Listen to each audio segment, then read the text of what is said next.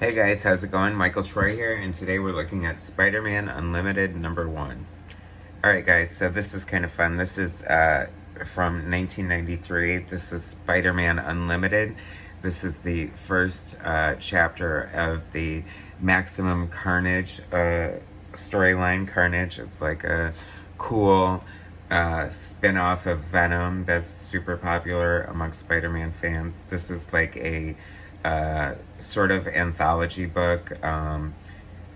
Spider-Man Unlimited. They had X-Men Unlimited at the time, and it's like by different creative teams featuring different, characters and things like that. It's illustrated by Ron Lim, who is like a very cool artist. I remember discovering his work at first on X Mutants, which was like an independent book for, I think, Innovation or Eclipse or one of those guys, smaller publishers, but he really stood out as a fun artist and quickly started working for Marvel and took over like an Infinity Gauntlet after George Perez left, and just did a bunch of those. Like, I feel like he did Infinity War and just a bunch of stuff for a long time. But he's got a great, like, fun superhero style. This is written by Tom DeFalco, who I believe was also editor-in-chief at the time. This is right after Jim Shooter left.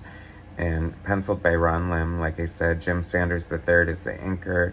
Chris Eliopoulos is the letterer. And Neil Yomtov is the colorist. Sorry, I can't say that I know you, Neil, but decent job or whatever. It's funny. I had never noticed before, but longtime Spider-Man artist Mark Bagley, and I feel like Mark came after Ron Lim, so you got to say, but they have a very similar aesthetic that I never really noticed before, and it's very much showing here. Not a huge fan. I mean, Mark Bagley's, I really liked his stuff in New Warriors, and he's drawn a ton of Spider-Man, so he's very much associated with the artist. And he's a pretty good superhero artist, not 100% my favorite. And I have to say, this is not the best ink job for Ron Lim, but kind of fun nonetheless. This is very much, oh no, MJ's smoking. It's funny because this clearly predates Marvel's mandate, and that's why you don't see Wolverine smoking cigars anymore, just forever and a day. It must have been not too long after this that Marvel superheroes do not smoke. And I think that's a good thing. I mean, you can say whether, it's their image or whatever or not, but I just think that, having lost my mom to lung cancer, I probably feel differently than your average Joe on the street. But I just think that anytime you can avoid putting the idea of smoking into kids' heads, that's probably a good thing. So, no harm, no foul, nothing lost if we can't see Wolverine or Mary Jane smoking a cigar or a cigarette. See, like, it's just kind of even jarring to see. It's funny how things change over time and how commonplace something like that was.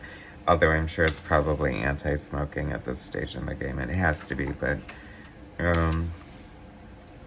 Carnage is kind of an interesting character because I think they were definitely like exploiting Venom at the time, and we get this fun backup story here written by Mike W. Barr, who's like a big Batman writer, wrote Batman and the Outsiders, kind of one of my favorite writers, to be honest with you, and Jerry Bingham, who is very known for like Batman as well, and I really love his art. It's very kind of Neil Adams-ish to me, so it's very cool to see their art and their teaming together. It's also giving me a little bit of Barry Windsor Smith kind of vibes, just like in the hatching and the way that the slickness and the bloopiness, for lack of a better word, on the inks, which I kind of love. I love that style. I think it's a great, fun little backup story with Aunt May and Uncle Ben. Really killer art there.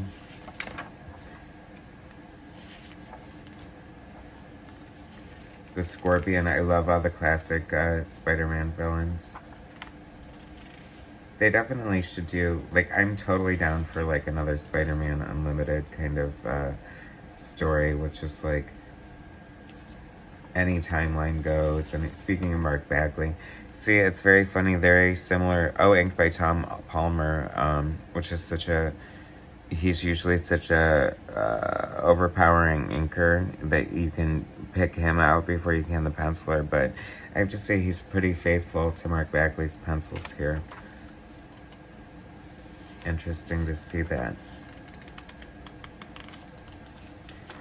But yeah, definitely a similar aesthetic to Ron Lim.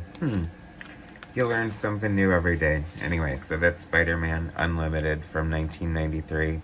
Pretty cool book, fun anthology if you haven't checked it out and you're a big Spider-Man fan, especially the Venom and Carnage era.